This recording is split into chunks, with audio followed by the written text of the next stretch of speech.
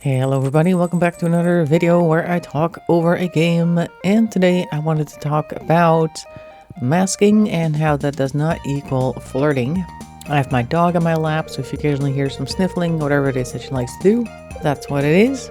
Anyway, so I was watching a video yesterday on limerence, and limerence, I guess you could also call it some type of serious infatuation, is about somebody who is obsessed with somebody else, or at the very least very strongly infatuated, and this video talked about what the signs are if that is the case. Now, I'm always curious about new terms, and I hadn't really heard the word limerence too often, so I thought, why not give it a look? And they went into, like, I think 7 or 8 different types of things that you could see about this person. And one of them was if a person knows, like, for instance, how you take your coffee, what your hobbies are, what you like, what you don't like, and in other words, kind of like has been studying your interests. That was supposedly also a sign of limerence. And now the whole thing with limerence in that video as well is that they kind of presented it not directly, but kind of indirectly, like, oh, if somebody has limerence for you, if they are a limerent for you, then that means that they're kind of obsessed with you, and maybe you want to keep an eye on that because that might be troublesome or dangerous, particularly if you're not interested in reciprocating that affection.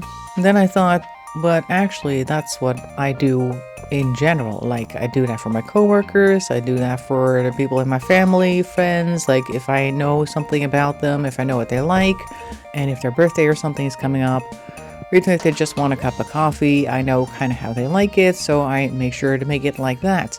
But I'm not limerent for any of those people. But what it is, it's not something that I started doing consciously, it's just something that I've always kind of done. And I think it's part of masking, like wanting to appear like a normal person, wanting to be a bit of a people pleaser because you experience that people tend to be kind of negative towards you. And when you're young, of course, you're not entirely sure why that is, but you want to make sure that people like you, so you start paying attention to these things. And I have had 1 or 2 experiences where people were surprised that I knew something about them, but it's not like I've been digging through their trash or anything like that. All the stuff that I know about other people is things that they've actually told me, or things that were publicly observable, things that they've said in general or done in front of other people in non-private settings. So if somebody has been sitting around that they like some type of brand of toy car or whatever it is, and their birthday is coming up, then I'm going to be looking at that type of thing. And maybe people don't always remember exactly what they've said about themselves in front of other people, or they don't expect people to remember these things, but it has, like I said, it happened a few times where I had, recounted something that they had said, or gotten them something that matched what they liked, and they were kind of surprised about that. And some were just casually surprised, and at least a couple of them were like, I'm not interested in you, right? And that's where the whole masking is not flirting thing comes from, because I've had a few experiences where people thought that I was flirting when the only thing that's really happening is me trying to be nice. And so it may also have happened that somebody was flirting with me and I thought they were just being nice, but that's a different matter. And I think this can also kind of get us into trouble, and by us I mean people who tend to do this type of thing. You don't even have to really be on the spectrum. If you just kind of grew up in a certain setting that meant that you had to people please, you'll have something similar as well, that you tend to do these things and come across as flirty when you're only really being friendly. And there are people that will take advantage of that in all kinds of different settings. So if that is you, you need to pay very close attention to how people react to that.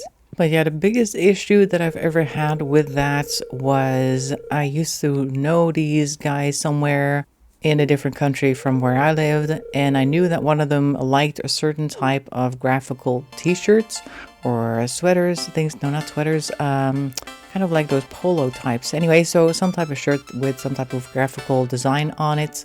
And I didn't really think anything of him other than a vague friend or acquaintance, but I just knew that he liked that type of shirts. So when I was back home in my own country, because I had actually gone to visit them for a while previously, and when I was back in my own country, I found a sweater that looked exactly like something he would get. It was just one of those things that really stood out. I was like, oh, he would probably love this. So I got it for him, and I sent it over there via mail, because obviously it wasn't just living around the corner. And then I thought nothing of it. And then sometime later, I went back to visit them, and on one of the days that I was there, I actually met up with him. And he was being kind of awkward, and I was like not really understanding what was going on. He was like, "Oh yeah, the shirt you sent, yeah." I was like, "Oh, did you like it? Yeah. But you know, I'm not into you, right?" And I was like, yeah." And then afterwards, like, "Oh, he probably thought that I was into him or something, or flirting because I randomly bought him this shirt." And it may seem a little weird, but back then I was in this phase where I liked buying gifts for people, particularly, of course, things that I knew they would like. If I saw something that somebody would like, pretty sure I've mentioned it before in the past, I would get it for them because that seemed like a nice thing to do.